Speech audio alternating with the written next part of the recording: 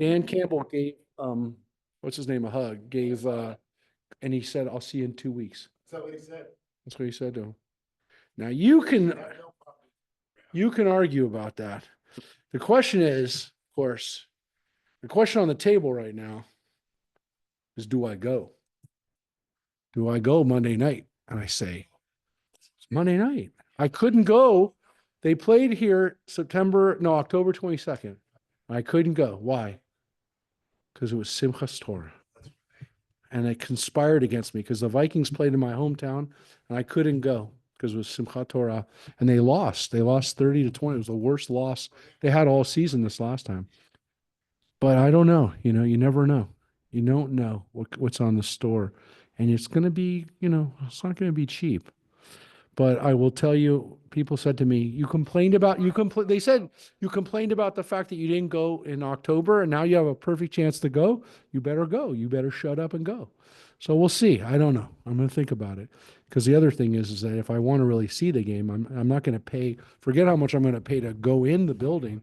I want to see it. But there's something to be said for that. But it's also Monday night. And also, I started looking yesterday, and I was like, I'll look again today. I didn't even look. It's like, how can you look? Like, I feel like I'm sitting there going to watch a game while the city is burning. I mean, it's like, how can you even think about it? They're talking about it might be in Arizona. They might play the game. It would be a Rams home game. Can you imagine if that happens? Everyone's going to come there and root for the Vikings. First of all, there's a lot of Minnesota people in Arizona. I know because I've been to 2 games of Vikings. There's a whole lot of snowbirds that come to Arizona.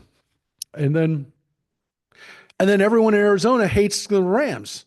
So they're all going to come to root against the Rams anyway. So we'll see. Well, John just joined us. John's not feeling good, but he joined us we're wrapping up sports talk here on KTBA, and we're going to go into, there's Jesse. We're going to go into the Talmud in a second. We haven't had classes the last couple of weeks because of the holidays, the Hanukkah holiday time.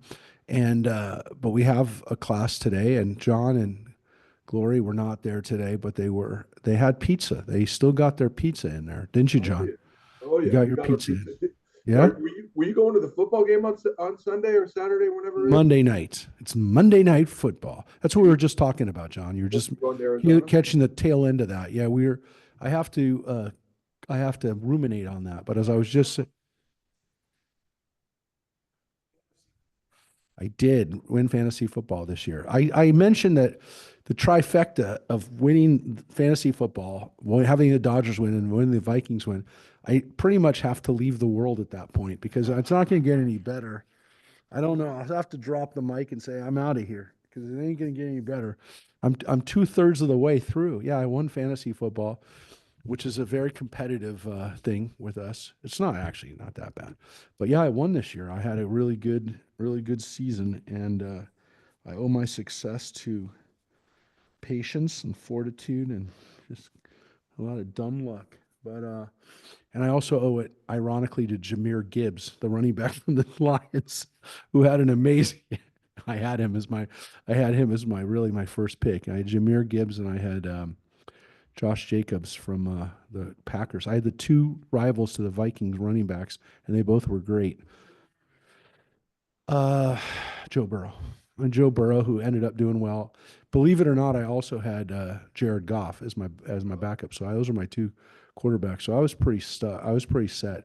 Everyone laughed at me because most of my team was from the NFC North, which is where the Vikings play. So everyone laughed at me because I had like Keenan Allen. I had who else did I have? I had some. I think I had Caleb Williams too for a minute. But I had all players from the NFC North, and everyone laughed at me.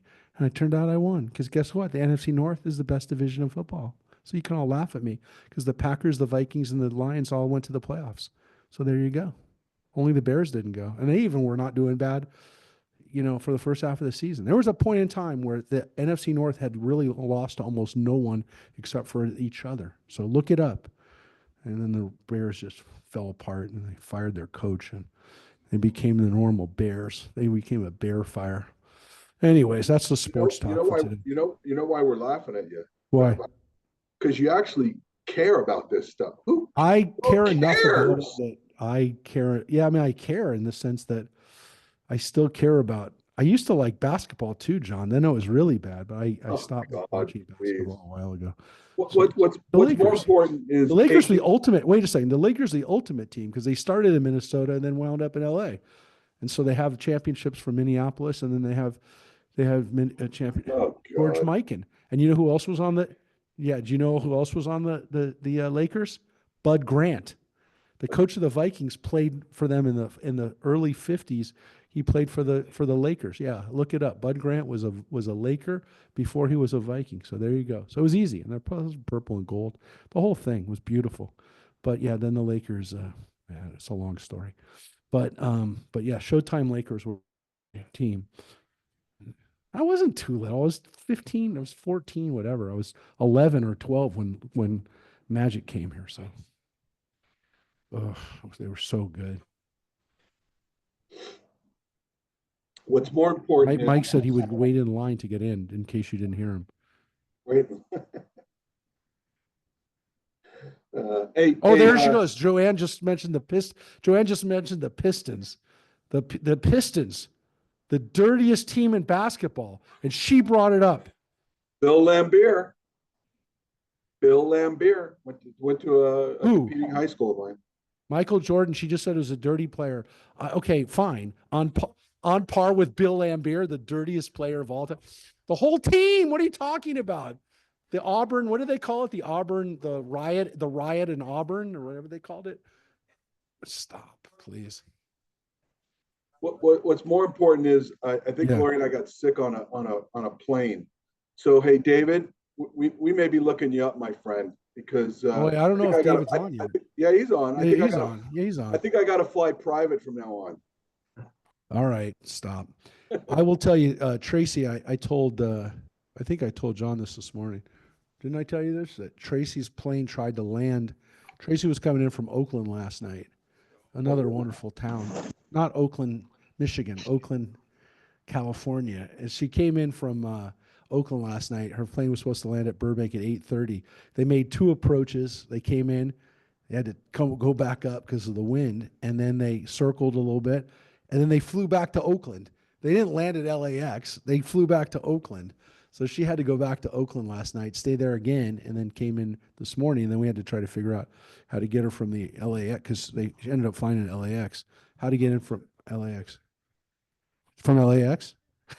Okay. So she rented a car and then took it home. And now she's taking the car back to the Burbank airport. But yeah, it was a tough journey to get her home last night.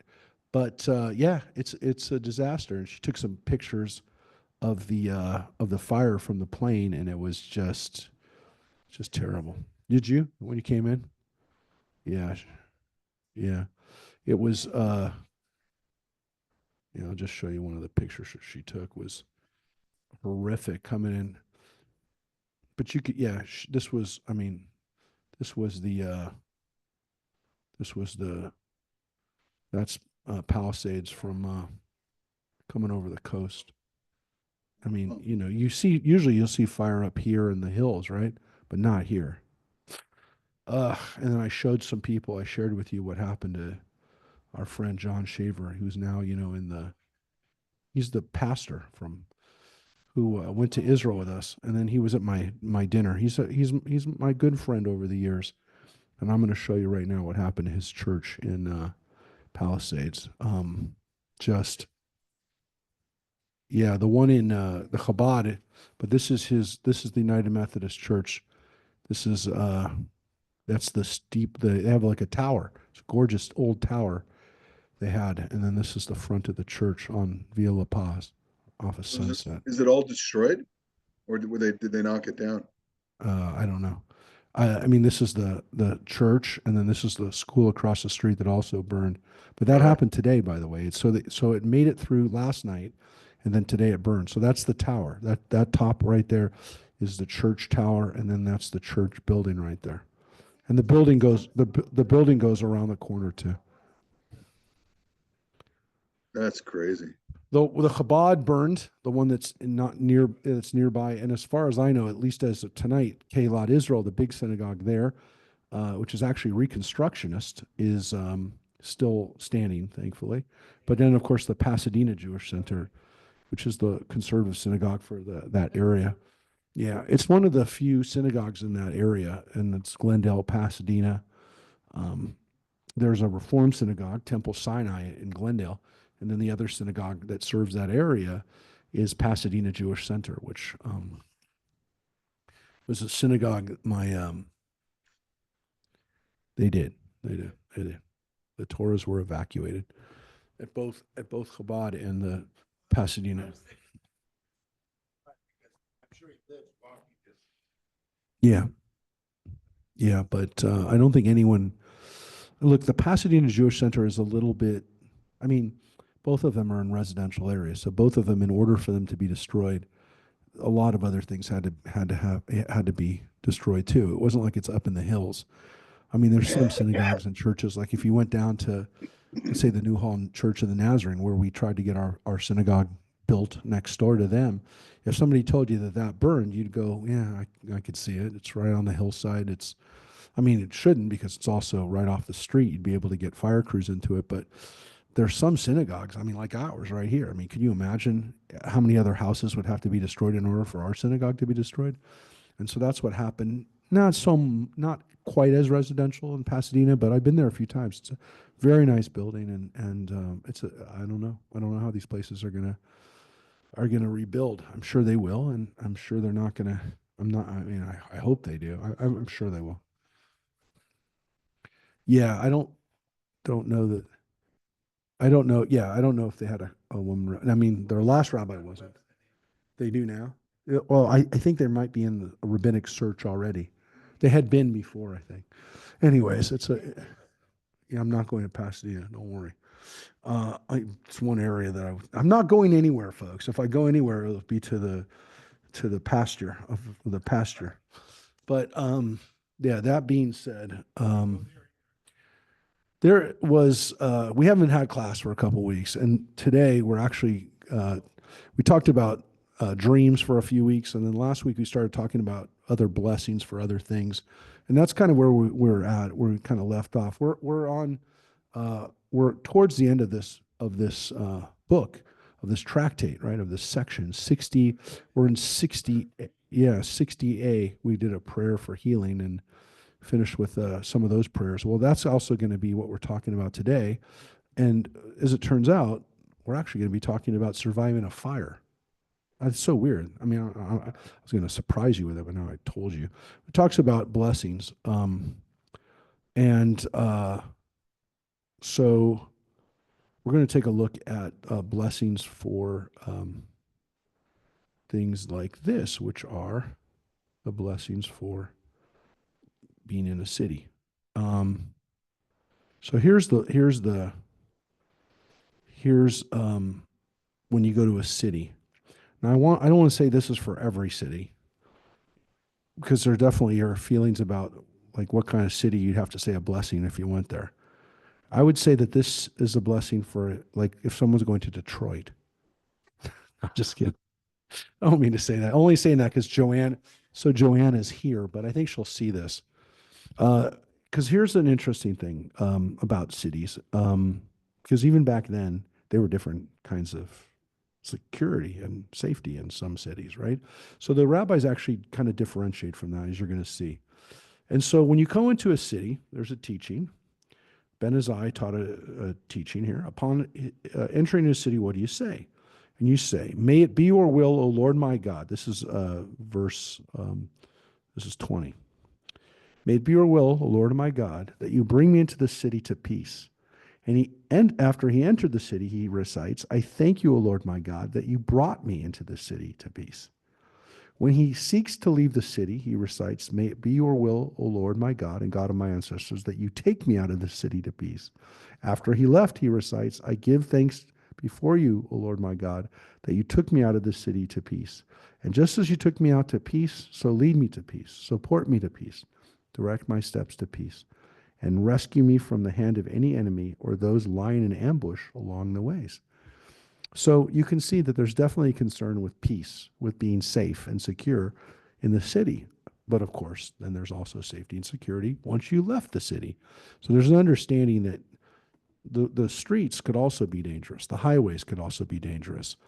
There's a condition, of course, on this kind of blessing because another rabbi, Rav Matana, says that was only taught, right, with regard to a city where criminals are not tried and executed, as in a place like that he may be killed without a trial. However, in a city where criminals are tried and executed, these prayers do not apply. As if one is not guilty, he will not be harmed.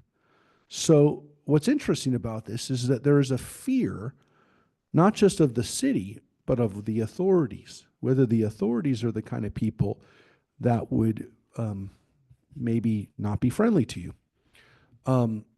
There are obviously a lot of examples of that, and you can, hear stories and, of course, see some movies about what it was like to travel in the South in the 1950s if you were African American, right? There was that Green Book movie that came out a few years ago about what it was like to be an African American musician. If you were, it was was Mississippi Burning is a great movie. Mississippi Burning, yeah. But for athletes and for people who would travel with a baseball team, for example, and not, if the black athlete couldn't stay at the same hotel as the rest of his players, his friends, it's crazy. So this happened even in our country, at a safe time in our country, by the way, when we nostalgic looking back on that time. There's a time when people did not feel safe.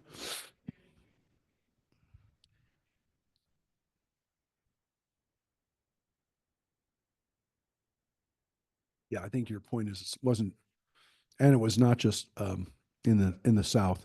What was said? We can't hear. So, in one context, they're saying it's because you're worried about the authorities killing you, but some say Rav Matana said the opposite. Even in a city where criminals are tried and executed, one must pray for mercy, as sometimes he may encounter a person who will plead in his favor. So maybe he's going to be okay. Maybe he will be okay in a city like that. And that is an interesting situation where people are not only afraid of criminals, but also afraid of the government that would maybe try you as a criminal, even if you didn't do anything. So that's a little interesting thing about how people would pray when they came into certain cities. And again, I guess you could say there's people who still do that today, for interesting reasons. Now, here's a really interesting thing that has to do with fire. In particular, when you go into a spa. Now, most of us today would not think that we have to say a special blessing when we go into a spa because, well, you're going to go into the sauna or you're going to go into jacuzzi and it'll be really nice.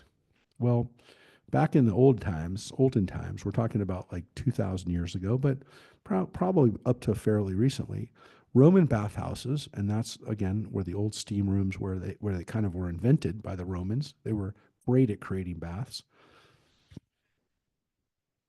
Later on, they became schwitzes, right? They went through the Turkish, and then Russian, Scandinavian versions of things.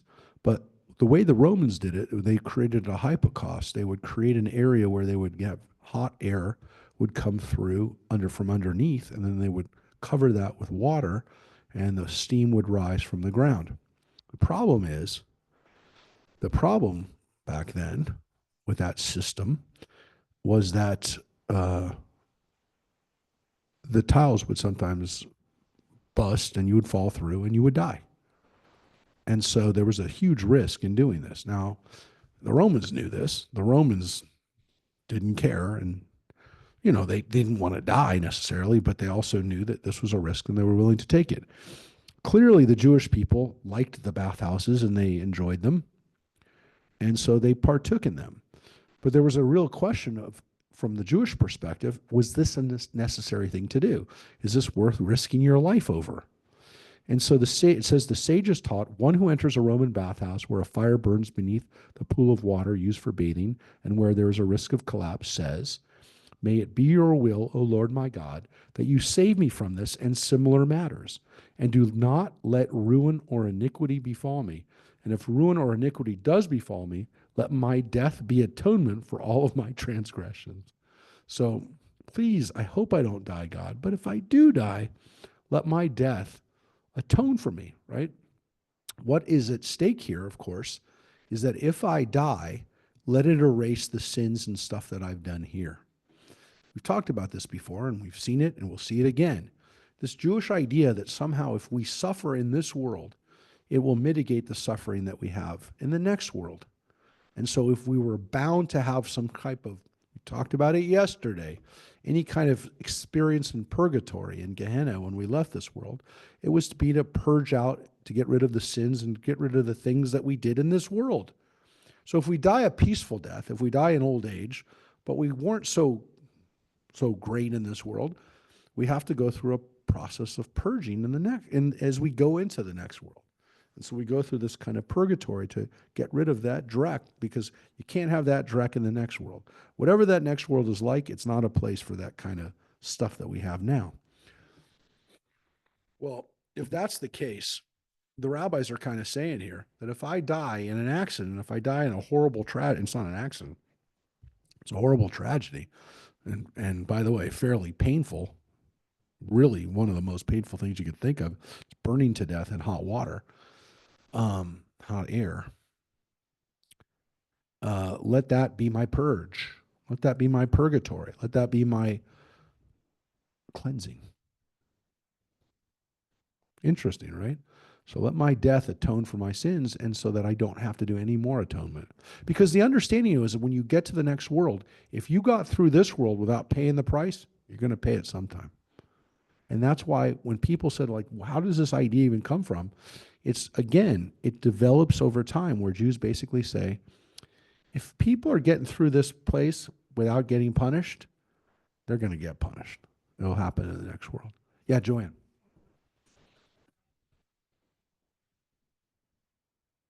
Yeah. What? Yeah, but the burning of your body isn't what we're talking about. We're talking about, look, if you're being burned after you die, you don't feel it. Your soul's already gone.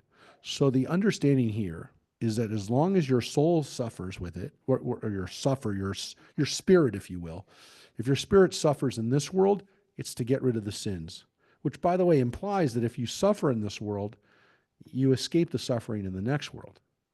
And there's a lot of people who feel that way, that if they suffer here, they don't have to suffer there. And consequently, if they don't suffer here and they did stuff to deserve it, they're going to suffer in the next world. So, and the understanding was it's better to suffer here. So if you suffered here, if you're in the time that you were going through horrible pain here by going through, which would be immense pain, that then you wouldn't have to do that suffering. Your soul went through it. This world doesn't need to do it in the next world. So that's the kind of understanding. I hope everyone understands that. It's this understanding that it's inescapable. God will make people be held accountable for the things that they do. Does that make sense to everyone? I mean, I hope it's not like, it's not meant to be difficult. It's meant to be a simple understanding of how people how there's justice. So I want to show everybody something real quick. Just I can give you a visual of this, of what happens here. And one of my favorite, and some of you have been to this place to see this with your own eyes, with me standing right next to you, is the wonderful Masada, right there in the desert, right there in the Judean desert, the amazing palace there that King Herod built. And there in that amazing palace that King Herod built, in addition to building some really cool stuff, this was his personal quarters right here at the end here, he built a sauna. And here is the bathhouse, what it looked like there. And you can see that it was painted, and there was an amazing, paintings around the sides. But you can see the floor. And so there were tiles above the hypocaust, and the hot air would go through here, pump through here, and then it would go up, it would rise up. But it was a mikveh there too. And if these things fell, you would die. You would fall into this area and you would die. So this was furnace and everybody says, well, this is the furnace. There was no furnace here. Why would you die? Off to the side. The furnace would pop would put the hot air. You see, there's 200 short clay pillars underneath it. You understand the construction that has to go into this? This is in the middle of the desert, folks. That's what King Herod did. That's the kind of stuff that King Herod did, because that's who he was. He was the kind of guy who would build a sauna in the desert, and he would have something like that in addition to the mikveh. He had this amazing sauna. He had this amazing bathhouse. So again, he lived during this period, this Roman period, and that's the kind of stuff that he did.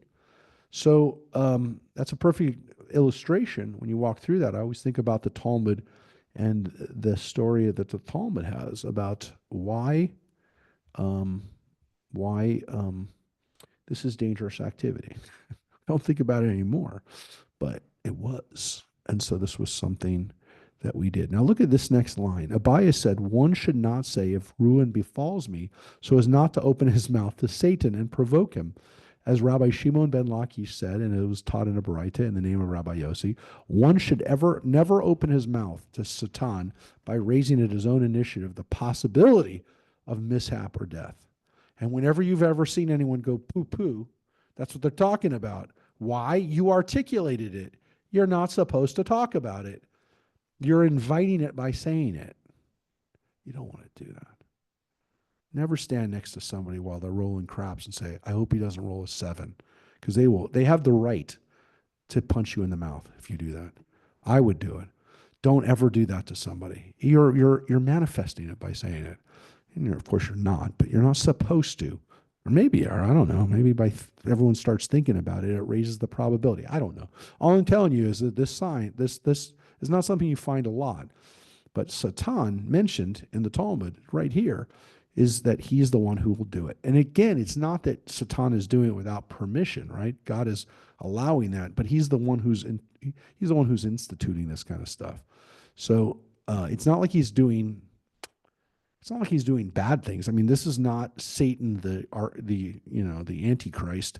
This is Satan who, oh yeah, this guy is due for some of this stuff. Maybe I'll just go over and visit him with a little fall through the sauna, right? Through the steam room. So yeah, it's best not to articulate it. Oh my gosh, you know what's crazy? As soon as I was talking about that, a picture of my daughter my daughter Shira on one of our trips to Israel at Beit Shan, sitting on a Roman toilet. The Romans, this is a Roman toilet that we went to. The Romans were amazing at creating bathrooms. I mean, they were, of all the things the Romans did that the Jews, that our ancestors looked at it. Yeah, we were amazed by it. We're not going to read every page of the toilet talk in the Talmud, but it's coming up in the next few pages.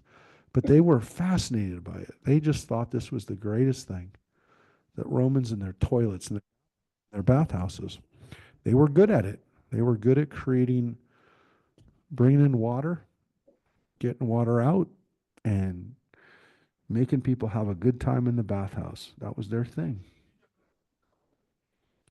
Yeah. The water was popped over the top of that on the tiles so that people could get the hot air, the heat would then go through there. So it's more like a steam room or sauna, but yeah, the Romans were really good at creating this kind of thing. I mean, you're wondering, like, do they really have to build out a Masada? It's 120 degrees there, but it's not a sauna. It's not a steam room. It doesn't have beautiful, you'd be like, do I really need to sit in it's like going to a sauna in Florida. Do I really need that? Just go outside. But no, they love it. They loved it. The Romans loved it. And, we pointed out, this is another example, was that King Herod built a beautiful pool with fresh water surrounded by the Mediterranean at Caesarea. He literally created a water, a pool, so that he could sit in an infinity pool, essentially, and look out over the Mediterranean.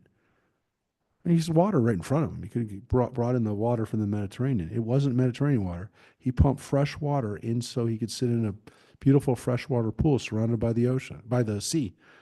Amazing. So he did stuff like that because he could. So, what a guy. So, but talking about, again, we're gonna the rabbis find like how do we even what do we base this thing on? Rav Yosef said, what is the verse that alludes to this? As it is written, we should have almost been as Sodom. We should have almost been like Gomorrah. That's from Isaiah, the beginning of Isaiah. After which, what did the prophet reply to them? Hear the word of the Lord, rulers of Sodom. Give ear unto the law of our God, people of Gomorrah. After the analogy to Sodom was raised, it was realized. So people said it, and then it came to be. So you don't want to say something and then have it happen. It's an example from Isaiah of Isaiah saying something, and then it happens. A bad thing, something where you're like, don't say it. He said it. Returning back to the subject of the bathhouse, though, the Gemara says, when he emerges from the bathhouse, what does he say? And Rav Acha said, I give thanks to you, Lord, that you saved me from the fire. That's a blessing that we could say. Hopefully on the other end of this fire right now, or these fires. There's another fire up in Runyon Canyon now, an hour ago. Runyon Canyon. Yeah, that's the one I'm talking about. Runyon Canyon. Yeah, that's the Hollywood Hills. Yeah. So thank you, God. Modeani lefanecha, right? Shahatzi latani min haor. You saved me from fire. Yeah. So let's look at this, because there's actually a story about this. The Gemara relates, Rabbi Abahu entered a bathhouse when the bathhouse floor collapsed beneath him, and a miracle transpired on his behalf. He stood on one of those pillars. He made it to one of the pillars, because I guess if you can get on a pillar, you're not falling into the bottom. He held it says, he stood on a pillar and saved 101 men with one arm. Now people are saying like he saved 101 people, like he held them all up. It says the commentary to some extent, the translation here says he held on to one or two people in his arm with others holding on to them so that all of them were saved. He said, this is confirmation of the statement of Rav Acha, who said one should offer thanks upon leaving the bathhouse safely. So he said there's a rabbi who actually, was saved and saved other people from dying by, again, having this kind of appreciation and blessing for, how dangerous it was. But there is this kind of understanding, like, is this something we really have to do? This is a dangerous thing. So now you're going to see something else. A blessing for, as Rav Acha said, one who enters to let blood says, may it be your will, O Lord my God, that this enterprise be for healing, and that you should heal me, as you are a faithful God of healing, and your healing is truth, because it is not the way of people to heal, but they have become accustomed. Because Rav Acha is saying that people should not practice medicine as they lack the ability to heal. Rather, healing should be left to God. Now, you're going to say to yourself, what's he talking about? Clearly, they have medicine, they have surgery. Yeah, they do. They have bloodletting. And when you have things like bloodletting, you realized, do we really know what we're doing?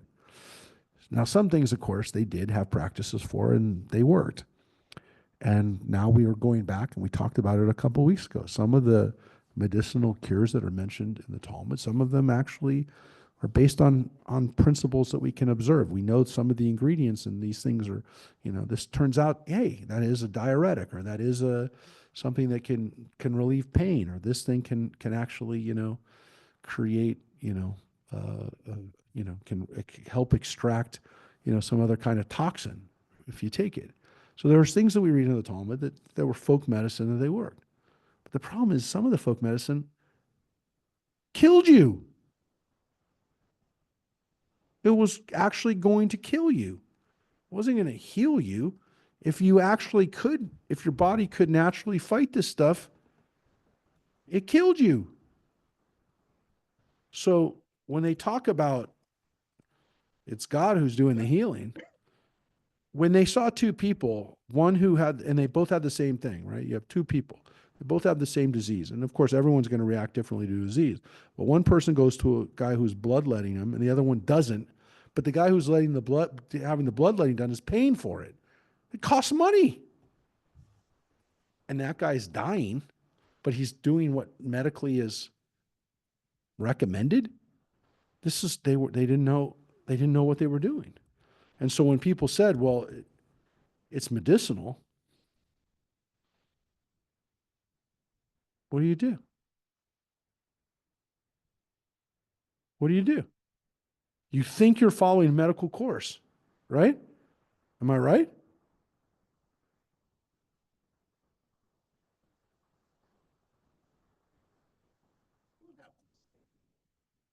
It is, but because we're probably messing around.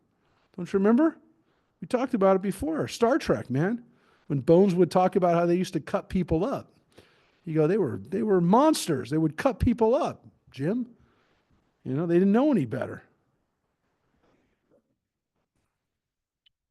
Look, he didn't know. Roddenberry didn't know what it was going to be, but he knew that in the future we'd have better medicine than we do.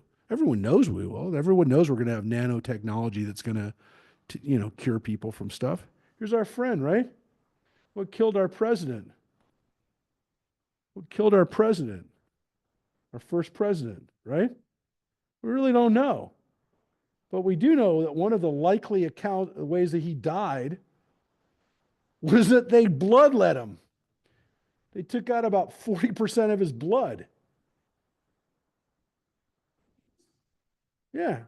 They brought over his overseer, Alvin Rollins, to bleed him out. The doctors then arrived and bled him 4 more times over the next area with a total blood loss of 40%. There you go. That's going to cure you. Washington also gargled with a mixture of molasses, vinegar, and butter. He inhaled the steam of vinegar and hot water, and his throat was swabbed with salve and a preparation of dried beetles. There you go. He also had an enema. There you go. Doesn't seem like, again, 250 years ago, this guy had much of a chance. This was our first president who had pretty good access to almost everything you can imagine. So, yeah, so 226 years ago, this is what happened to this guy. So you understand why people said, yeah, you know what? Pray for me. Because that sounds like a whole lot more problematic than praying for somebody. So when we talk about that, you can understand why people said, no, just keep me in your prayers. That's a whole lot better than that, the medicine. So look, we all have a fear that like we're going to find out that they're going to look back at us 25, 30 years, maybe 50 years from now and say, can you imagine that they treated people with radiation? You believe that? They knew it was bad. We know it's bad. We know what it does to people. We hear people who tell you that it almost killed them. So.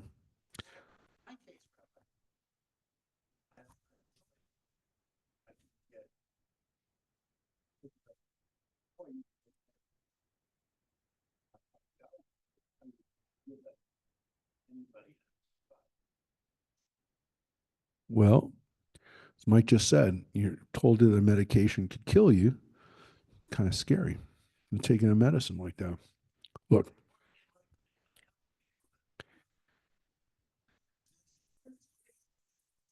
Yeah, and you have access to great medical care.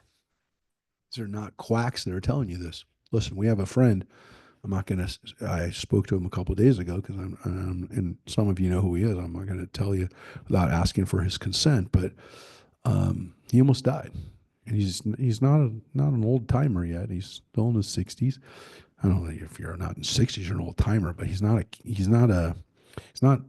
90s or hundreds, right? I want to be careful because we got people in their 90s, but he went in for a biopsy, prostate biopsy, which they already said he maybe shouldn't have had. He went in and he got septic from it, and he almost died. His body started shutting down, and he still doesn't know whether there's permanent damage to his organs from it, but he knows that maybe shouldn't have had it, and that there's a high probability that he got sick from being exposed to stuff while he was in the hospital from the procedure that was supposed to just be a diagnostic procedure. And it happens. It happens all the time. It happens regularly. And again, nobody's like blaming doctors or hospitals for it, but it's a risk. And everyone knows it's a risk. We tend to discount it because we know that it's much better than it used to be. But there are still people who die essentially getting a diagnostic. It doesn't happen a lot. I'm not saying it happens a lot. And obviously, the more invasive it is, the more likely it is to happen. But yeah, there's a lot of people who don't survive their treatments, even today. So it's a tough one, folks. But back then, very tough. What? Yeah, yeah. That is a tough part of being a doctor, being around, again, is life or death issues. But we know that, and we tend to ignore it. And back in the days, it was a real issue. So let's talk about this, right? So that's one possibility that, we turn this over to God's hands. But we know that Judaism always was allowed for medicine. So what do we say? Abaye responded, one should not say this, as it was taught in the school of Rabbi Ishmael, that from the verse, and shall cause him to be thoroughly healed, from here we derive that permission is granted to a doctor to heal. The practice of medicine is accordance with the will of God because it says, and shall cause him to be thoroughly healed. It doesn't say, and God will heal him, but he's going to be healed through some type of healing. The healing, in part, implies not that God healed you, but that he healed you through a healing. The healing is what helped you. God helped you with that to some extent by giving you access to the medicine and for helping us become wise enough to be able to know some of this stuff. But the healing was done by a doctor. So it doesn't say that God healed him. The person was healed through a healing, and that healing is the medical practice. Okay? As for bloodletting, the Gemara asks, when one stands after having let blood, what does he say? Rav Acha said, he recites in gratitude, blessed are you, God, who heals without payment. Now, did people who are bloodletters, didn't get paid? I think it's going to come up in one of the next paragraphs, but so I'll hold off on that. But when we get to the part that deals with that, we'll come back to what it means to be healed, essentially without payment or without guarantee or without. We'll talk about what that means, because the next paragraph is a beautiful teaching about going to the bathroom. But seriously, not so much about the bathroom construction, whether there's a sewer or not, but what happens with your body. And here's what you're supposed to do. When one enters a bathroom, right, one who enters says to the angels who accompany him at all times, meaning there's angels with you all the time. Are they going to come with you in the bathroom? The angels are coming in the bathroom. You got angels. Your angel said, no, I'm not coming in there. Sorry. Especially not after he had that pizza. Be honored. This is what you say to the angels. Be honored, honorable, holy ones, servants of the one on high. Give honor to the God of Israel. Leave me until I enter and do my will and come back to you. That's the blessing. Abaye said a person should not say this, lest they abandon him and go. Rather, he should say, guard me, help me, support me, wait for me until I enter and come out, as this is the way of man. Upon exiting, one says, blessed are you, God, Berachot, right? Who formed man in wisdom and created him in him many orifices and cavities. It is revealed and known before the throne of glory that were one of them to be ruptured or blocked, it would be impossible to survive and stand before you. So there's an argument over whether you say a blessing to the angels, which essentially is go get out of here, angels, or do you essentially say to them, I need you. I need you especially now, because look at this blessing. And this is the blessing, the last part is the blessing that we still say today. According to tradition, every day we're supposed to say this blessing. Now, we sometimes incorporate it into the Siddur, which is, well, let me finish this next paragraph and you'll see. The Gemara asks, with what one would conclude this blessing?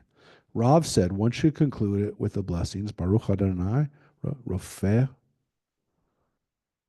just Rofeh Chol Basar, first Rofeh Cholim, who heals the sick. Shmuel said, Abba Rav has rendered everyone sick. But you're not sick. You're not going to say, God, thank you for healing the sick. Why would you say that? Rather, one should say, healer of all flesh, Rofeh Chol Basar, who heals not the sick, but who heals everything, all the people. Actually, technically, Chol Basar means any animal too, who heals the flesh. Rav Sheshet said, one should conclude, one who performs wondrous deeds. And Rav Papa said, therefore, let us say both, the healer of all flesh, who performs wondrous deeds. And that's the way we have it today.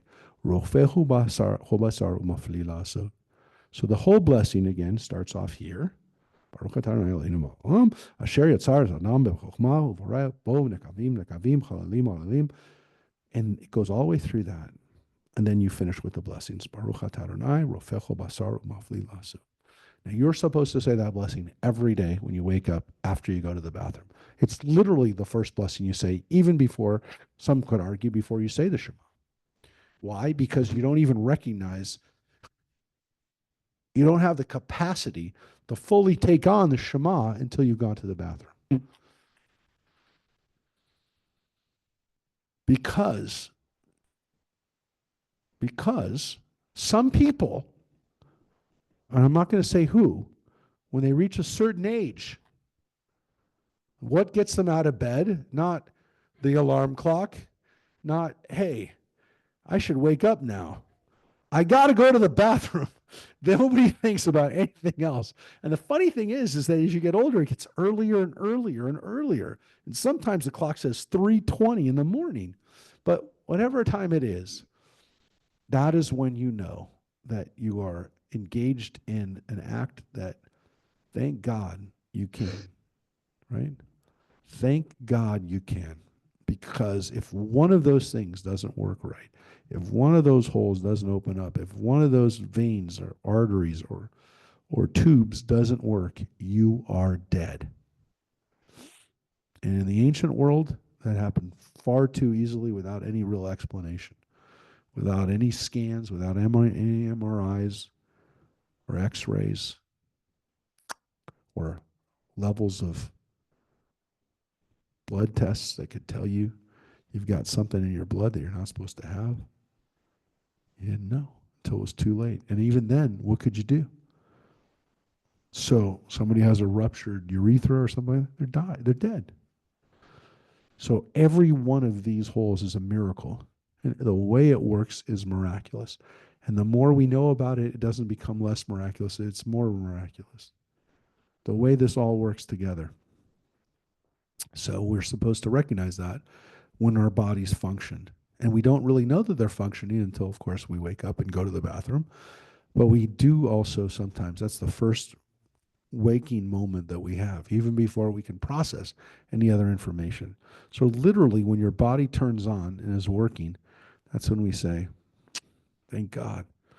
And that's a wonderful way to start the day. So a lot of times, of course, we have it as part of the prayer book now. It's in our prayer book. It's in the Siddur that I created, and then the conservative movement and the reform movement has it too. It has this blessing over the body. We're going to get to the blessing over the soul in a second. But this is the blessing over the body. So this is one of the traditional blessings we say. When we know that our body, and we know that it's functioning when we see we see the results. Get the waste products out of our body that we generated at night are ready to go. Now,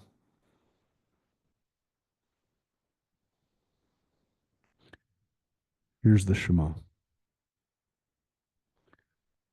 When one who enters to sleep on his bed recites the Shema in his bed, from Shema Israel to V'hayaha im Shema, then he recites, Blessed who makes the bands of sleep fall upon the eyes and slumber upon my eyelids, and illuminates the pupil of the eye. May it be your will, O Lord my God, that you may make me lie down in peace and give me my portion in your Torah. Accustom me to mitzvot, and do not accustom me to transgression. Lead me not into error, nor into iniquity, nor into temptation, nor into disgrace. May the good inclination have dominion over me, and may the evil inclination not have dominion over me. Save me from an evil mishap and evil diseases. Let neither bad dreams nor troubling thoughts disturb me. May my bed be flawless before you, that my progeny should not be flawed. Enlighten my eyes in the morning, lest I sleep the sleep of death, never to awaken. Blessed are you, O Lord, who gives light to the whole world in his glory. So, as we say goodnight, as we say goodbye to our waking hours and to our waking body, that's what we say to say goodbye to it. We're turning it off. And as we turn it off, and we're at least left with our mind moving, we hope that whatever happens in our thoughts, that those will be good thoughts. That our evil inclination won't take power. Not that it's going to go away, but that it won't have dominion over me. So that's a beautiful blessing. It's a beautiful way of kind of, as you go to sleep at night, I don't want to be troubled with bad thoughts or bad dreams. And again, people are obviously I guess the implication here too, obviously, is that people don't have thoughts that lead them into temptation, because that's kind of what it said, right? Right? That doesn't lead us into transgression or temptation or disgrace. So they're probably talking about, let's not go to bed dreaming about other women. They're not our wives. You see? So that's what it's talking about. It's not saying the evil inclination is going to go away. It's just saying it's not going to own me. It's not going to have power over me. Right? So that's the words. Yetzer HaTov and Yetzer Hara. The good inclination and evil inclination. They're going to come back. We're going to discuss that too. It's not the end of that discussion. So again, let's have a good night's sleep. And that's the way to do it. Now, when we wake up, we're ready to go. This is the blessing that we say over our soul. So we read the body prayer. Then they went back and said, oh, this is what we say when we start to shut down at night. Then we get to the awakened one. So it was weird. It kind of like did the opening, like the wake up prayer, then the night. Well, what did we say before we went to sleep? And then it's almost like if they said, okay, but that's what we say over our soul, kind of before we say goodbye to the soul, or kind of turn the body off and let the soul kind of be free. Now here's the blessing when our soul is there, coming back. And by the way, this kind of gets this idea. We've mentioned it many times. We talked about it a little bit when we talk about dreaming, but this is definitely part of our understanding, right? Is that when we're sleeping, our soul leaves our body. Our soul is free of our body. So first of all, we want it to come back. We're grateful it came back. If it doesn't come back, we don't come back to life. Our body can't function without a soul. It doesn't work. And we want it to come back in good shape, and it's pure, and everything's good, and it works. But the whole concept is when we wake up, especially if you've had a weird sleep or weird dream, if you've ever jumped as your body and soul come back together, the thought about that was, not just amongst Jews, but other people, that was your body and your soul reuniting. Rabbi, Yes. how do we explain Mike? How do we explain Mike? Yeah. His soul didn't come back. Is that what you're saying? I'm just saying. You say no. The soul comes back into the body. Otherwise, he's not there. So here's the soul. Here's the prayer over our soul. Yeah. So the tradition is that after our body's working, you got to recognize that if the body doesn't work, none of this works. And then we say the body prayer followed by the soul. When one awakens, he recites, "My God," and again, it doesn't say you say it after that, but since they're both here, the logic behind it was, I got to kind of be somewhat cognizant of what's happening when my soul comes back to me. Believe me, this isn't the end of the prayers, my friends. You can imagine. You know that, especially if you've ever seen the morning tefillah. My God, the soul you have placed within me is pure. Elohai neshama shenatata bi tahorahi. Right? It's a beautiful blessing. My God, the soul with which you placed me is pure. You formed it within me, you breathed it into me, and you guard it while it is within me. One day you shall take it from me and restore it for me within the time to come. As long as the soul is within me, I thank you, Lord, my God and God of my ancestors, Master of all worlds, Lord of all souls. Praised are you, God, who restores souls to a lifeless body, which again is the blessing, Baruch atah Adonai, hamachazir neshamot lifkarim metim. If my soul doesn't come back to my body, it's dead. And the understanding to some extent is that it was not alive while I was sleeping. The body was not really good for much. And if somebody died while they were sleeping, which there's that kind of understanding that might happen, that soul was now free. Not necessarily a bad way to go, by the way. Rabbis are not looking at that as a bad thing, but thank God it didn't happen. It means you get to have another day of life. But it did happen a lot. And if it did happen, there was an understanding that that soul left the body, and perhaps, we don't know, perhaps it was considered to be a pain-free death, or a painless, or a pain-minimized death. Rabbi. Wait, Mike's saying something. Sorry. No.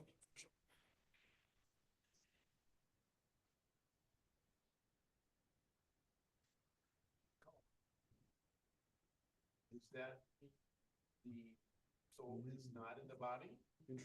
Interesting question. So I don't know if you heard Mike, but the question is, when we're in a coma, whether the soul is within the body at that time, right? There would be an understanding that at least for some people, right? For some people, that their soul had already left their bodies. But we read a few weeks ago in this very same tractate that there are different types of death. And the easiest type was the kiss from God. That if you have that kiss, that is the most pain-free way to go. That if you have that, it's almost like as if God took your soul from you and you didn't have. You remember? Does anyone remember? Because we read it. It wasn't that long ago. I wouldn't ask you if it was, but do you remember what the most painful type was? Anyone remember? It wasn't that long ago. Being in a room with John. There you go. He got it back. Got you back, John. What is? Anyone remember? Yes, the worst was a really bad cough.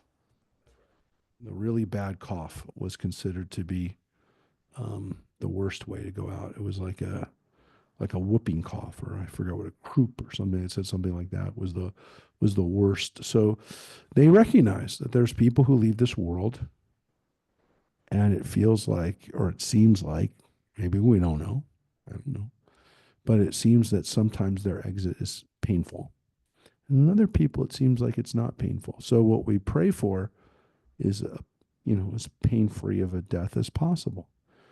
And that's what we feel is happening. And someone who died while they were sleeping, that was considered to be one of the more pain-free types of deaths. I think some people, I mean, I've heard people say that to me. I'd like to go in my sleep, you know? I've heard people say that. I mean, I don't say everyone has to say that, but I've had people say that to me. So this idea that our souls have come back into our bodies and we're ready to go means that, again, there's this dichotomy between the body and soul, and the soul can animate, which gets to where Mike's question was. If you're a coma, is the soul with you? Look, some people would say that, you know, I guess it maybe kind of depends on what kind of coma you were in, or whether there are people who are being kept alive and there's no longer a soul there anymore. I don't know. Or what is there? But some people would say that at a certain point, their soul is no longer there. I don't know what to tell you other than it's a possibility based on the teaching that our souls leave our bodies when we sleep. So if that's possible, then it's possible to have a body essentially sitting there and there's no soul left there anymore. Rabbi, Yeah. so that leads me to three questions. The first one is if your body is lifeless, how can it dream? Right? Oh. How do they? So the how do understanding of that is that your dreams are your soul. but Your the soul's soul is gone. what's experiencing the dreams, which, by the way, is a pretty heavy duty idea, John, because that means that when we talked about dreams for 3 weeks, they understand the dreams as being not quite not real, right? I don't want to say that in a double negative, but maybe what your dream is experiencing, right? What your soul is experiencing in the dream, what the dream is your body is kind of shut down. In your dream state, you've entered into either the ability to be in the future, which they don't quite say, but they're kind of implying that it's living at least one version of what the possibilities are. You could say, like, maybe somehow your soul is experiencing a multiverse, some level of what could happen, right? Which is possible. I mean, I'm not saying that that's a far-fetched idea, that maybe your soul does, once it's kind of separated, the body is no longer sending it all the crazy impulses that we send to it throughout the day, that maybe our soul is able to do things like that. Who knows? I don't know. But I will tell you that the rabbis at least speculated that that's the case.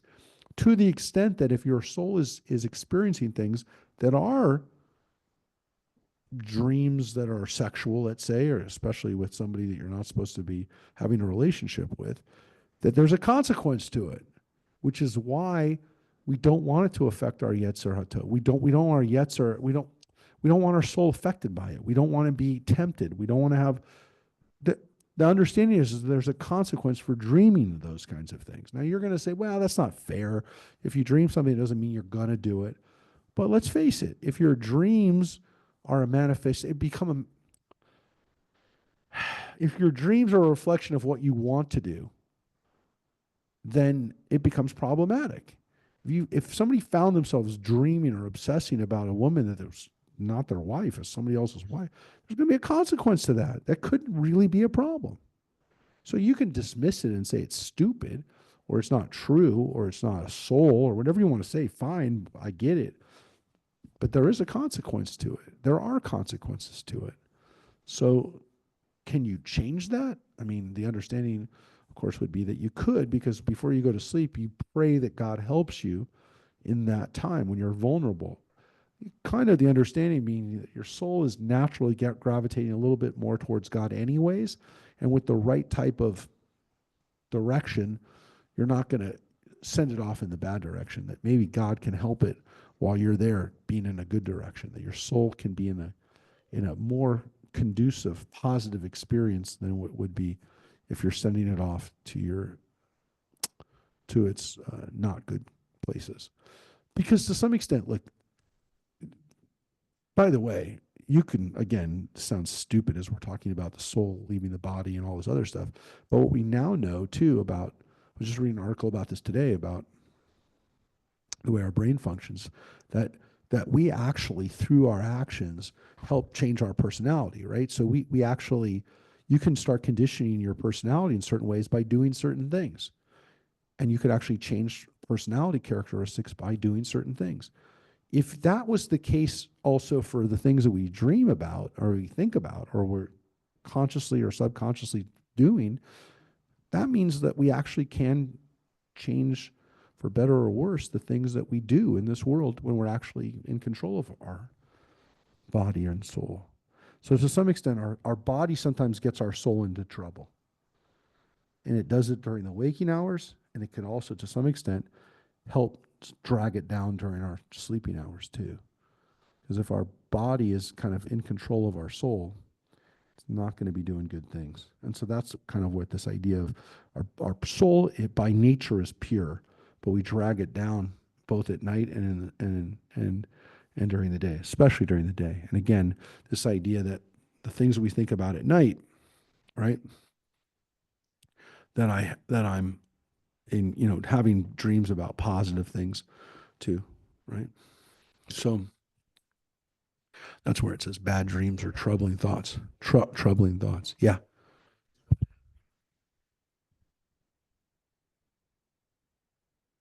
Dad had a stroke. He was in the hospital and he hated his finger held. I said, Mom, hold his finger. And he pulled away like he did. Next day, hold his finger. He did. He pulled away. Third day, he didn't. So that to me told me that third day the soul wasn't there anymore. It wasn't. Yeah. I mean, I think people have told me similar stories about people that they have been at the hospital with. At what point do they kind of make that decision? It's possible. I mean, I saw it with my grandfather who had a stroke. I think, it's an interesting thing. We're starting to learn more about it. The brain functioning both as a physical organ and then the thing that kind of makes us do the things that we do, right? As the director, as the director of our bodies. It's interesting, and I think the Talmud says it, and to some extent, the Bible says it too. But we see it, and we talked about it many times. This concept of why we have this hard time translating the word lev, which means heart or mind. It seems to me that the mind, that both like physically and then kind of spiritually or psychologically, it's the mind is the place where the body and the soul come together. It's like the linchpin between those things. And again, some people would say it's like, well, it's directing with thoughts, right? There's thoughts that it's generating and things like that. But I think what's interesting is almost the way it's described in the Bible and in the Talmud. That's the point where they're connected. That's the point where our bodies and our souls are connected in our mind. It's the point where they're like, that's where the zipper is, if you will, or the point where they click into each other. So I think it's an interesting way of looking at it. I don't know if I've ever described it that way, but again, it's the mind or the heart, the word lev is the place where those come together. So Of Rabbi, any part of our body. But we're going to talk about this. Rabbi, yeah. Rabbi, scroll back up a sec. Uh-huh. Right there. So then there's two things. One is I find it very interesting. We've discussed this, but I'm still finding it interesting that in the Torah, right, the 5 books, they really don't talk much about this, whereas the afterlife and things like this is really being discussed now. The next thing that's interesting to me is the soul plus the body equal us, or is the soul us? So if we die, does that mean we're no longer us and our soul is? Well, that is an interesting idea, and that's one that I think that, I don't know that we have an answer for it yet. The Talmud gives us, or at least the Talmud, not so much again because it's not in the Torah that much, but at least when we talked about this concept before, if what we're asking, and essentially I think this is what we all wonder, is there, and I said I mentioned this just recently again, the ego attachment that we have to what we are, if that is to some extent also reflected in our body, which we would say it is, because who we are is also our body. It's one of the things that makes us who we are, our face, our body type, everything else. If that's what we're thinking is what we need to have in the next world, maybe that's just a reflection of our ego. Maybe that's just a reflection of our limited capacity in this world, that what we think of as what makes us what we are has to be in the next world. It's the ownership of that identity that we also are trying to hold on to, which we might find, and maybe again, the Talmud kind of hints at it, Jewish tradition hints at it, is actually a limitation that we still have. That part also has to be purged out. The idea that if it's not us, then we are gone is the thing that maybe we have to, one of the things we have to let go of in this world. The idea that it's me. So whether that person is reflected, like whenever you see a movie about the afterlife, that the person, however they look like in the spirit world, they're like the shadow version of them, right? The part of them that, I remember like one of my favorite movies is Heaven Can Wait, and so, when Warren Beatty is the spiritual version of himself, it's still him, but it's just shot so that you can see through him. Yeah. So when he's going into another body, right? He goes into the other football player, he kind of goes in that body, but when he's a spirit, you can kind of see him, like you can see through him. But that whole concept that is still like what we need to have in order to understand who we are. Remember, when he finally kind of like becomes another soul, that's also about reincarnation, that he doesn't remember who he is really anymore. But there is something about him intrinsically that's unique. But this idea that there is something from us that needs to be into the next world that is us from this world is also maybe, again, something we have to give up on. And that's maybe the hardest thing to do, is to give up on this idea that what was me in this world needs to be into the next world. Because if the things that we need in the next world have nothing to do with this world, why does it have to be us? Why does it have to be our body? If we don't eat in the next world, why does my body, like people go, well, I can eat anything I want in the next world. I can eat cake all the time, right? I have a shake. I can eat as much as I want. And I won't gain any weight. But that whole concept of like, you're going to need food, or you're going to need it's just this world, but a little bit better, because we can eat whatever we want, and we don't have to worry about our bodies anymore. It's kind of nutty. It's kind of a nutty idea.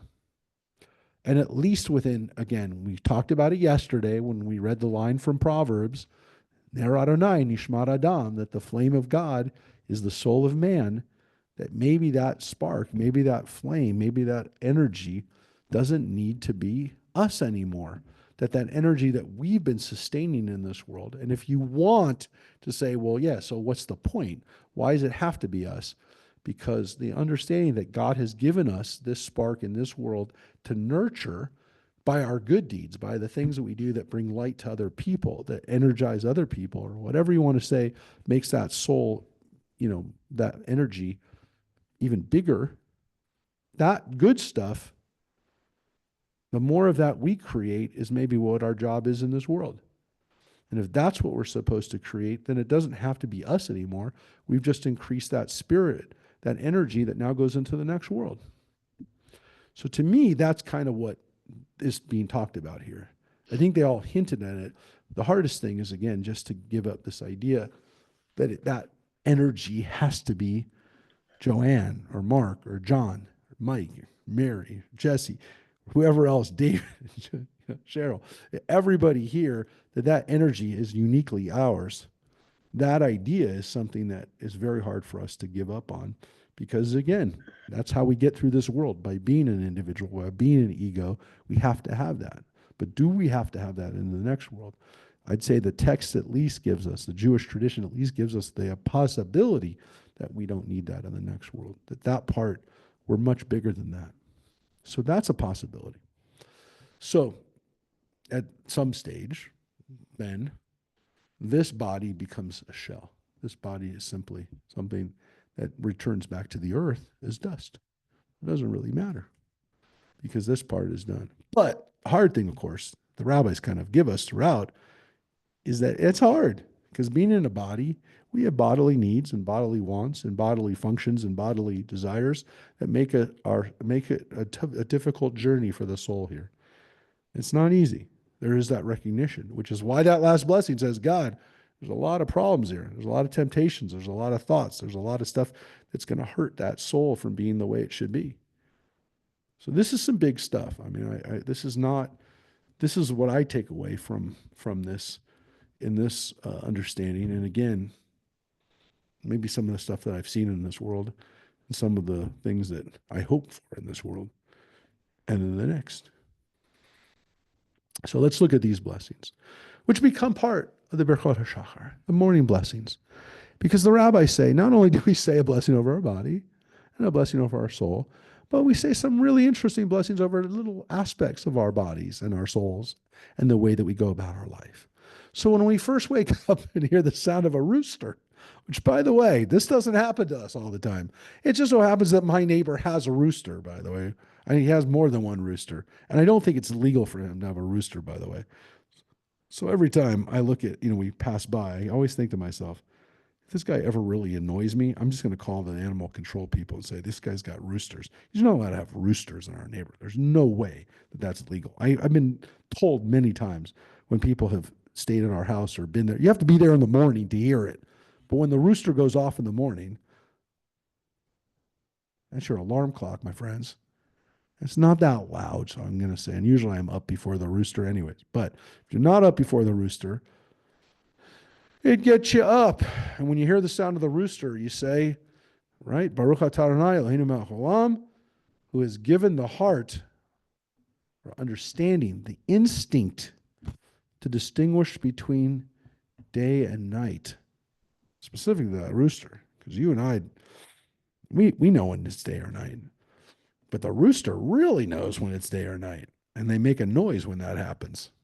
You and I usually don't make a noise, but the rooster, maybe you do, but roosters, that's what they do. They make a noise when it's morning time. They know. It's the alarm clock. So that's a miracle. Like, how do they know? How do they know? They feel it. They're saying that, like, even when the rooster can't see it, he knows. There's something the rooster knows. And that's when he makes his noise. Yeah, it's a definition of faith. There you go. Did everyone hear Mary? Was that on your grandmother's pillow too? Okay, so Mary, say it again. I'm going to repeat it for those who didn't hear. Faith is a bird that sings while the dawn is still dark. There you go. The rooster is a manifestation of those instincts that are amazing, that God creates a world where these things happen. I mean, this is just one of them. But that's one thing you hear. And that's what you hear in the morning. There's other things you hear happen in the morning. When you open your eyes, one should recite. Now, again, the question is, do you say this before or after you go to the bathroom? Well, come on. Listen. Sometimes you're just kind of, if you really need to go to the bathroom, you don't even turn on the light, right? I'm just gonna walk there. I know where it is. But when you open your eyes, you say, blessed are you, God, who gives sight to the blind. Now, the question is, were you really blind before you woke up?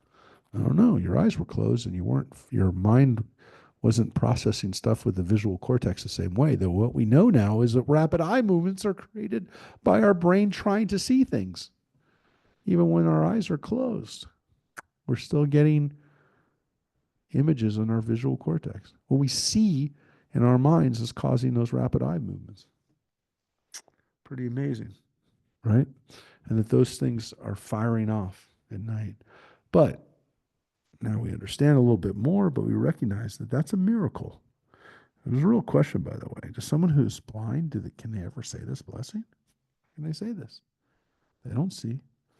Some people say you do see it, because for most people, the capacity to see is a miracle. The more we know about this, it's not less miraculous, it's more miraculous.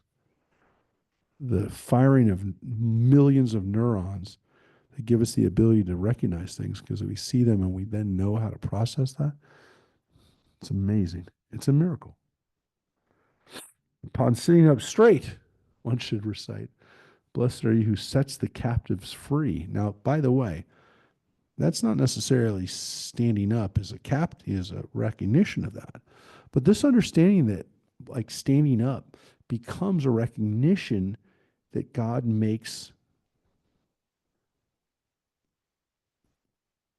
people who are captive be able to rise up and be free. It's a blessing to say. And some people have said it even when they didn't say it. They say it every day, 460 days. And they're saying that they hope that that happens. Some people have turned that Zokef Kefufim blessing into a daily blessing for these last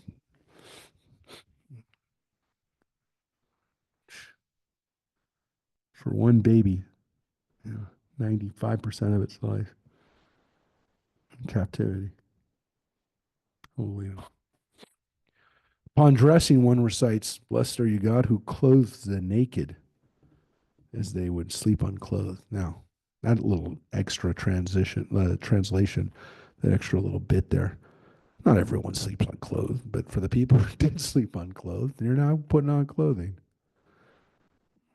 Some people say, yeah, put on clothes, put on the clothes. And by putting on clothes, it reminds us that people who have no clothes are given clothes. It's one of the things that, again, when we see people who are homeless, we want to make sure they stay clothed, right? Because that's one of the more troubling things to see. And so, clothing the naked wouldn't normally be clothed, but you do. Ever since Adam and Eve. We're going to get to that, by the way. Next week, we're talking about Adam and Eve. Interesting discussion. Upon standing up straight, one should recite, "Blessed are you, God, who raises up those who are bowed down." Again, another physical movement that we do, which then relates to the bigger issue, which is God helps those who are bowed down to be raised up, physically and emotionally, spiritually. Upon descending from one's bed to the ground, one should recite, "Blessed are you, God, who spreads the earth above the waters," which is something that God did when God created things. So as we stretch and we get up, right, our feet touch the ground, our body and kind of gets up, and so does kind of like recreate the spreading up of the waters above from the waters below. Right? Think about creation. The world that we're about to walk into, that it's a miracle. Upon walking, one should recite, "Blessed are you, God, who makes firm the steps of a man, of a human being." Upon putting on your shoes, one should say, "Blessed are you, God, who has provided me with all I need." Kol tzorki. Not everything I want, everything I need. Basic necessities. And shoes are one of those, one of those examples of a basic necessity. So when we put on our shoes, we can say, "Thank you, God, who has provided me with all I need." There's some people who have a lot of pair of shoes. They don't need all those shoes. They want those shoes. I know my wife is not watching, so I can say that. You didn't hear that. What if she heard it? Yeah. She happened to be listening right at that moment. Yeah, so all that I need. Shoes are a necessity. Upon putting on his belt, one should recite, "Blessed are you, God, who girds Israel with strength." Putting on a belt was a sign of strength. Well, I guess it takes a little bit of strength to get that belt on, but yeah, girding Israel with strength. Upon spreading a shawl upon his head, right, one should recite, "Blessed are you, God, who crowns Israel with glory." Oter Yisrael b'tivara. What's the example of the glory? Putting on a talis. These are all blessings that we say in the morning. And these are things that would be said as the person's going through their activities. These blessings that we call the Berachot HaShachar have all been included as part of the morning blessings. So, if you want to come, well, every prayer book known to humanity has that. But if you want a quick copy of, it's always available for you. here at Temple Beth on our website, a handy dandy prayer book that you can download or look at or have access to wherever you are. If you go to TBA online, where you can also get links to the classes, you can go to the prayer book. Right? You can go to our prayer book online, and here everything is transliterated and translated. And so here's the morning prayers. All of the morning prayers are here, starting on page 16. You can have the Modeh, the prayer we didn't get to this, but the prayer of thanking God for giving us our soul back, which we didn't even get to yet. Here's the blessing over going to the bathroom. Baruch atah Adonai rofechu basaro maflila asot. We go to the bathroom. The gift of our soul, Elohai neshama shenatata bi torahi. And here's the morning blessings of thanks.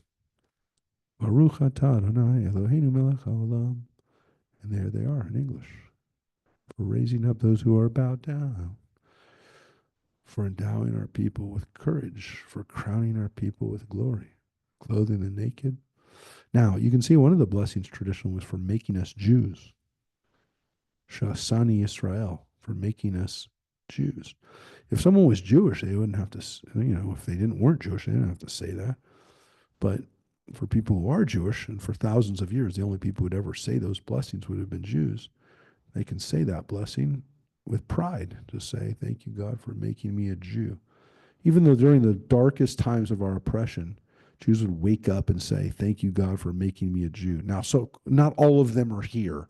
Some of these were added a little bit later, but you can see that 2,000 years ago, Jews were already waking up with these kinds of things.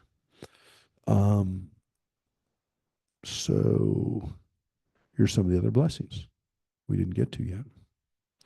Upon wrapping himself with ritual fringes, one should say, Baruch atah Adonai Eloheinu melech haolam, right? It says, Lehitatef batzitzit, for wrapping us in tzitzit. Upon donning the tefillin, the phylacteries on his arm, one should recite, blessed are you, God, who told us to put on tefillin, right? So you can see the blessings here. These are the blessings over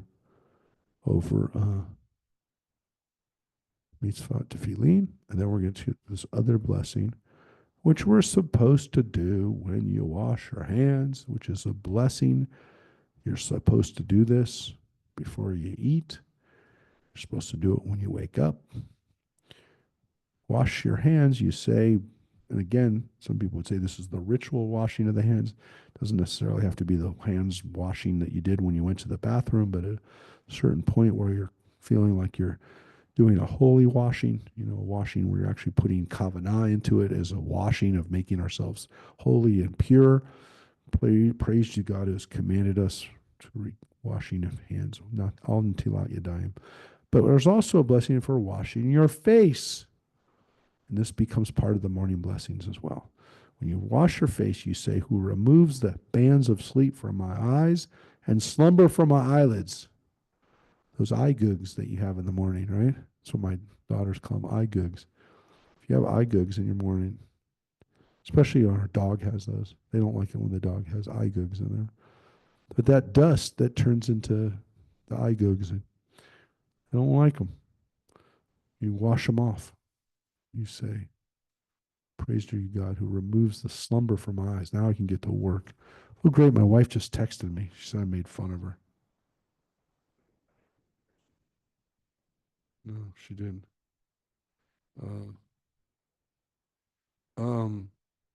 No. So some people, she's not here. She's telling me whether we're going to get evacuated or not. So when you get off the stuff out of your eyelids, then you really feel like you can start the day. So look at this blessing. It continues. It's not just the tenuma malfafai to get off that eye stuff, tenuma. It continues. May it be your will, O Lord my God, to accustom me in your Torah, attach me to your mitzvot, and lead me not into transgression, nor into error, nor into iniquity, nor into temptation, nor into disgrace. Bend my evil inclination to be subservient to you. Not again eliminate my evil inclination, but bend it and distance me from an evil person and an evil acquaintance. Help me attach myself to the good inclination and to a good friend in your world. Grant me today and every day grace, loving kindness, and compassion in your eyes and in the eyes of all who see me, and bestow loving kindness upon me. Blessed are you, O Lord, who bestows loving kindness on his people Israel. So the question you might have is, where the heck did that blessing go? It's not part of the normal blessings that we say in the morning. Nope. And now you're going to see why, because we're going to finish with this now. Because this blessing that we just read is a beautiful blessing. But it seems to be a little bit more than we can actually pray for. This is what we're going to get to. We're going to finish with right now. This isn't the end of the discussion of blessings. We're going to have one more week of blessings, and then we're probably going to be wrapping up blessings next week. We learned in the Mishnah, and we discussed this a couple of times, one is obligated to recite a blessing for the bad that befalls him, just as he recites a blessing for the good that befalls him. The Gemara asks, what does it mean one is obligated to recite a blessing for the bad, just as for the good? If we say this means that just as one recites a blessing for a positive event with the formula, who is good and does good, which is the Gomel prayer, Hatov v'hametiv, so too one recites a blessing for a calamity with the feeling, who is good and does good. Didn't we learn in our Mishnah that over good tidings one says, one who is good and does good? All over bad tidings one says, Baruch atah Adonai dayan ha'emet. Blessed are you, God, the true judge. When we hear somebody has died, or when we hear something bad has happened, we say dayan ha'emet. Rather, Rava said the Mishnah statement was only necessary to instruct us to accept bad tidings with the same joy with which we accept good tidings, not to instruct with regard to what blessing we're supposed to recite. They're basically saying whatever you say, that's not the point. The point is you have to be prepared for it. You can't be prepared only to say good things or to hear good things or to bless only when there are good things. Rav Acha says in the name of Rabbi Levi, what is the verse that alludes to this? It's from Psalms. I will sing of loving kindness and justice unto you, O Lord, will I sing praises. Rav Acha explains, if it is loving kindness, I will sing, and if it's justice, I will sing. I will thank God in song for the bad, and also, as I did for the good, the word in here, chesed ve'mishpat. If I'm singing to God for the chesed, for the loving kindness, I also have to sing to God for the mishpat, for the judgment, for the stuff that doesn't seem to be good. We're not done. Don't worry. We're going to explain what that means with a little lesson. With a little lesson. Let me just see how much further it is. Yeah, we're going to get, this is what we're going to finish with today, folks. Just give me a sec. Rav Shmuel Bar Nachmani said, the proof is from here. So he gives another text from Psalms. It says, in God I will praise his word, in the Lord I will praise his word.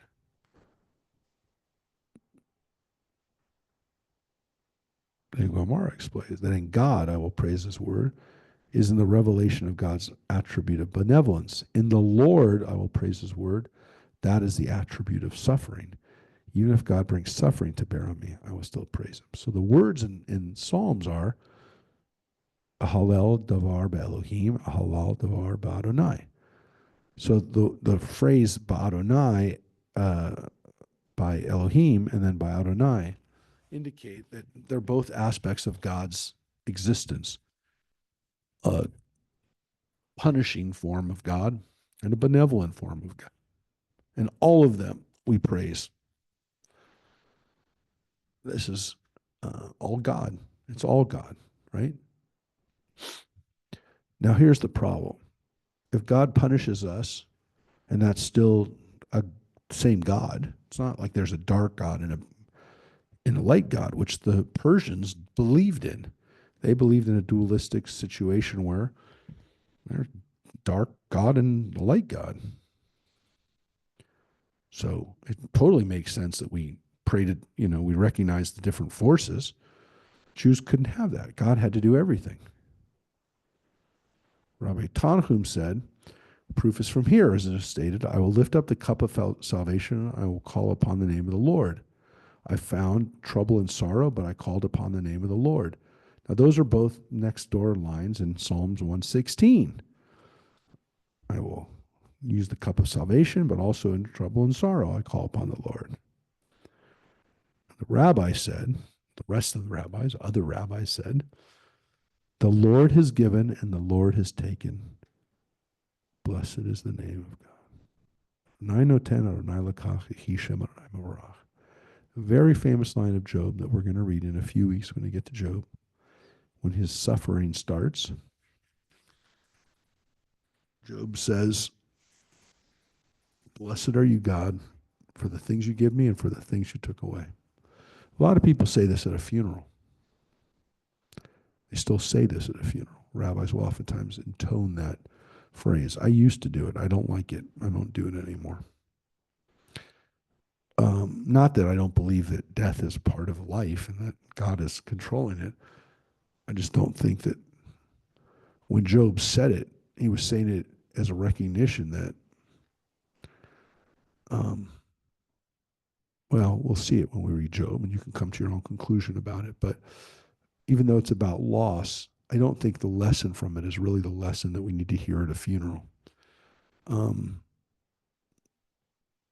But again, the rabbis just threw it out there. It's not like it's a bad thing to say. And it's been said. It's been said for a long time.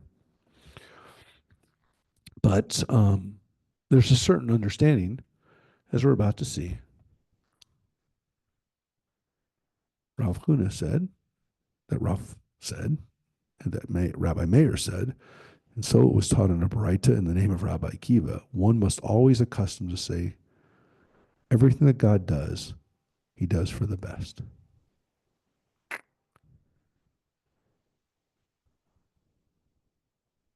Now, this is the part that we're going to finish with. This little story. Now, there's lots of versions of this story. There's other Jewish versions of this story. You've heard Chinese versions of this story. You might have heard another version of this story from some other culture or somebody else put it in a book. This is the Jewish version of the story. And this version of the story is 2,000 years old. The story of Rabbi Akiva. But you tell me after we read the story, and again, I've said you've heard versions of this story. This is one of the Jewish versions of the story. You tell me if this is something you'd want to be said at a funeral. I don't know. Not the story, but the lesson. The Gemara relates, like this incident. When Rabbi Akiva was walking along the road and he came to a certain city, he inquired about lodging, and they did not give him any. Like a little Jesus story, right? There's no room at the end, right? He said, everything that God does, he does for the best. Right? That lesson. It's all good. It's all God. It's all part of his plan. Right? He went and slept in a field. And he had with him a rooster, a donkey, and a candle. Okay. A gust of wind came and extinguished the candle. No, that's not good. A cat came and ate the rooster. Well, that's not good because that was not only his food maybe or whatever, but it was his alarm clock. And a lion came and ate the donkey. Well, that's definitely not good because not only is that his transportation, it costs a lot of money to replace. He said everything that God does, he does for the best. So he didn't get a hotel. He had to sleep outside. Everything he came with got stolen or destroyed, is done. You've had this happen, right? This happened to you. He said, everything that God does, he does for the best. And that night, an army came and took the city into captivity. Turned out that Rabbi Akiva alone, who was not in the city, had no candle, no rooster or donkey, nothing noises giving away his location, was saved. He said to them, didn't I tell you everything that God does, he does for the best? So all these bad things that happened to him turned out to be a blessing. Because if he'd been in the city, he would have been captured. If he'd even been outside the city and those things gave him away, he would have been captured. He survived. Next week, we're going to read what happened to Rabbi Akiva. It's actually part of this tractate, which is not ironic. It's not coincidental. It was definitely part of the way this was structured, my friends. You'll see why. It's important that if you were here today, and God willing, you'll be here next week to hear the end of Rabbi Akiva's story, which you know because I've told it to you before, but we're going to read it. But this version of it, which is that, or this part of Rabbi Akiva's lesson, that even the things that we think of that stink may wind up to serve a purpose for us, it may help us, is a really interesting understanding, which is that sometimes we have to understand and look at it from a different vantage point to understand why we had to go through that, why we had to suffer through that, because in the end, it gave us something that we didn't have otherwise. So, it's a tough thing to wrap your head around, to think that everything that happens for the best. But you just read a version of it. So, keep it in mind, because we're going to read what happens to Rabbi Akiva sometime after that. But because one could ask, was it really good for him to stay alive?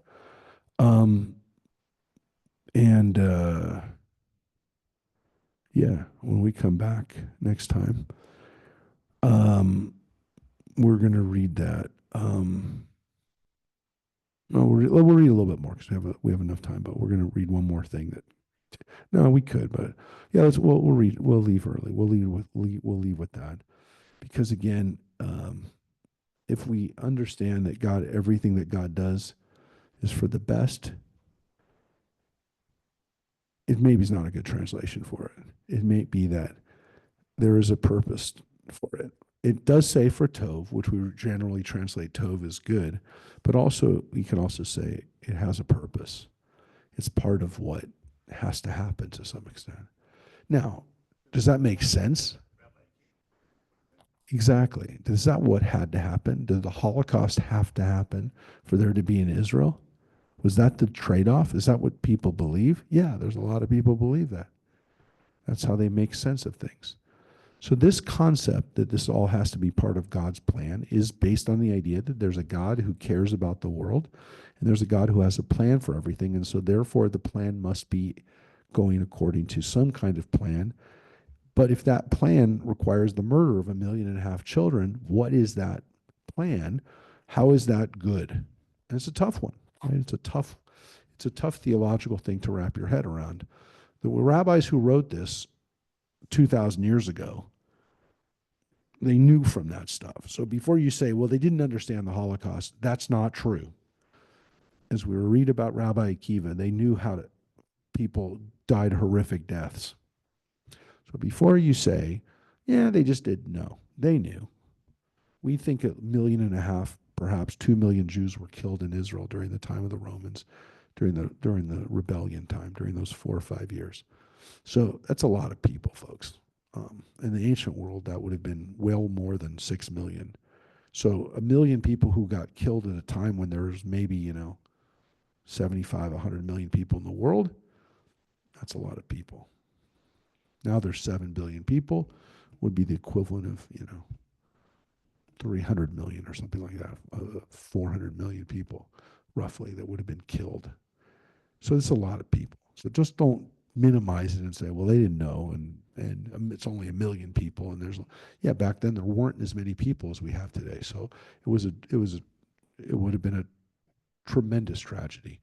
Now, that being said, they knew what they were saying when they said it. And if they thought that that was part of God's plan, then they somehow recognized that there seems to be something here that's much bigger. We don't understand it.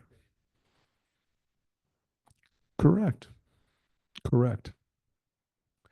But if we understand this as being something that it's not necessarily good or bad, but the only way this whole stuff stays together is for these things to happen, would mean to some extent that if you could pull it apart and you could go back and change the past, would you do it?